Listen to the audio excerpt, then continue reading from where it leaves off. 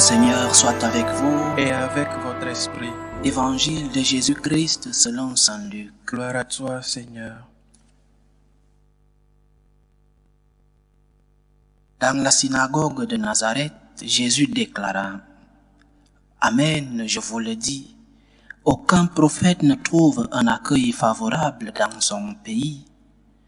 En vérité, je vous le dis, au temps du prophète Élie, lorsque pendant 3 ans et demi, le ciel retint la pluie et qu'une grande famine se produisit sur toute la terre, il y avait beaucoup de veuves en Israël.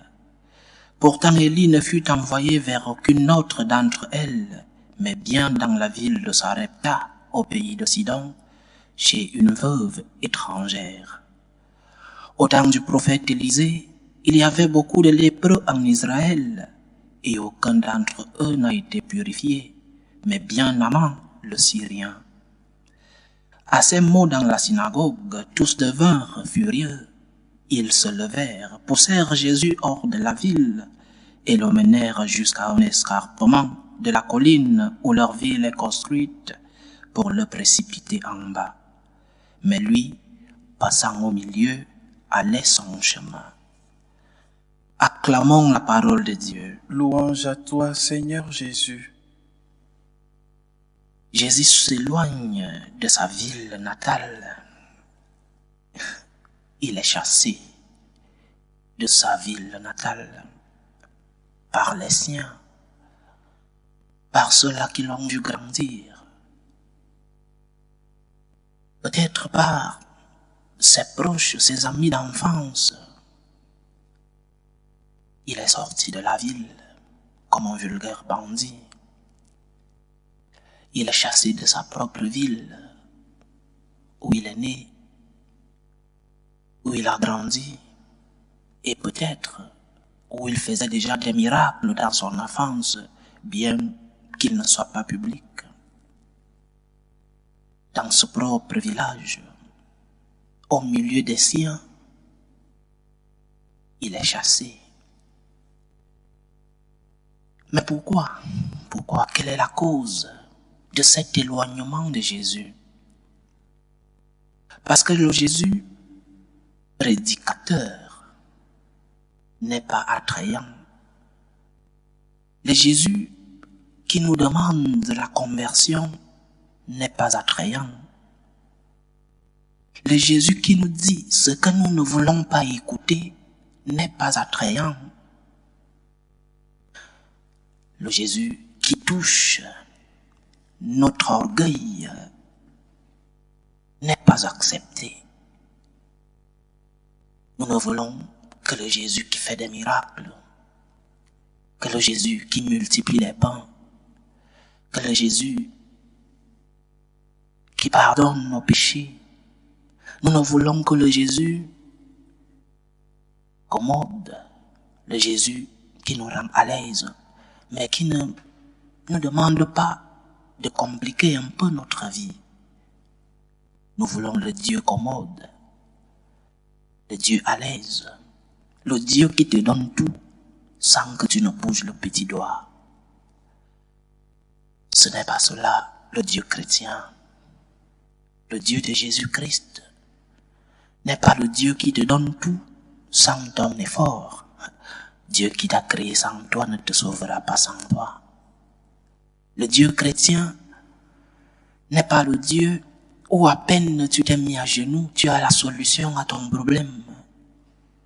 Le Dieu chrétien n'est pas le Dieu esclave de l'homme. S'il est esclave, il n'est pas Dieu. C'est pourquoi beaucoup de fois nous aussi, nous chassons le Christ au milieu de nous. Beaucoup de fois nous lui disons: éloigne-toi de moi. Nous chassons notre Seigneur. Nous disons qu'il ne nous suffit pas. Lorsqu'il ne nous donne pas ce que nous demandons, nous le tuons symboliquement. Nous nous éloignons de lui. Nous le tuons spirituellement. En disant par exemple qu'il ne nous intéresse plus, qu'il n'est pas Dieu. Certains arrivent à dire qu'il n'est pas Dieu parce qu'il ne t'a pas concédé telle prière que tu as faite, parce qu'il ne t'a pas donné telle chose que tu as demandé, parce qu'il n'a pas guéri telle maladie, une maladie de ton corps ou de ton âme, une maladie d'une de tes personnes aimées, parce qu'il n'a pas fait un miracle dans son propre pays, alors il est chassé.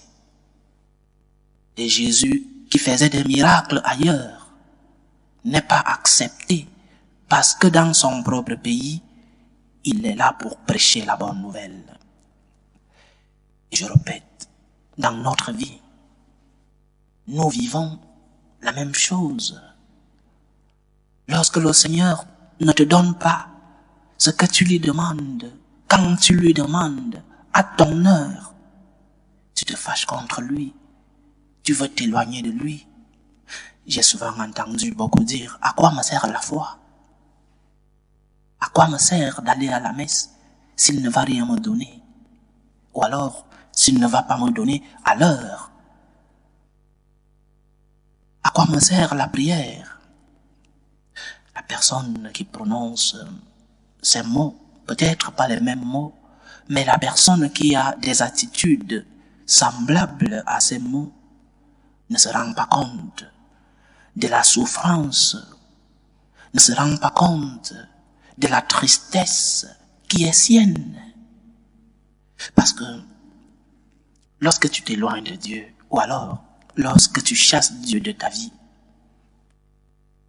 Dieu ne sera plus Dieu. Il sera moins Dieu qu'avant. Il ne sera plus le Tout-Puissant.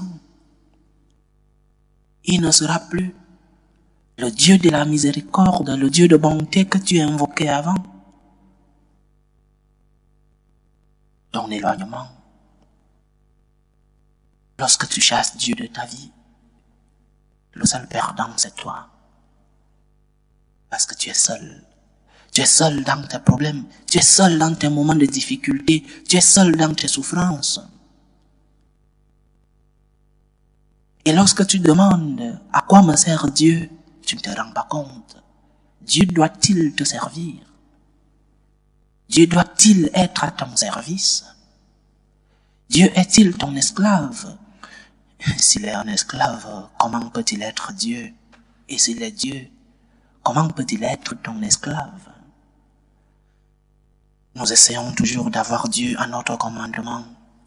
Et nous l'écartons, nous le chassons. Peut-être sans lui dire, sors de ma vie, mais avec nos agissements, avec notre comportement, avec nos attitudes. Lorsque nous ne comprenons pas la volonté de Dieu, lorsque le Seigneur ne nous concède pas ce que nous lui demandons à notre heure, nos attitudes font que le Seigneur s'éloigne de nous. Et la conséquence, c'est que nous sommes seuls. Le Seigneur qui s'est éloigné de sa ville natale a laissé ses amis, peut-être des membres de sa famille seuls. Nous faisons souffrir le Seigneur, mais c'est nous qui perdons le plus. En s'éloignant de Dieu, en cessant de prier, en cessant d'aller à la messe, tes souffrances auront-elles une solution? Cet être cher que tu as perdu sera-t-il ressuscité? Obtiendras-tu le travail que tu cherches? Cette maladie sera-t-elle guérie? Non, au contraire. Si ta situation ne s'empire pas, elle restera la même.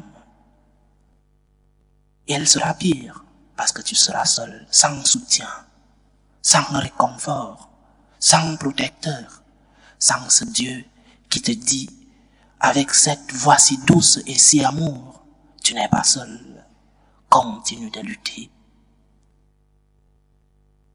Ne cherche pas à mettre Dieu à ton service.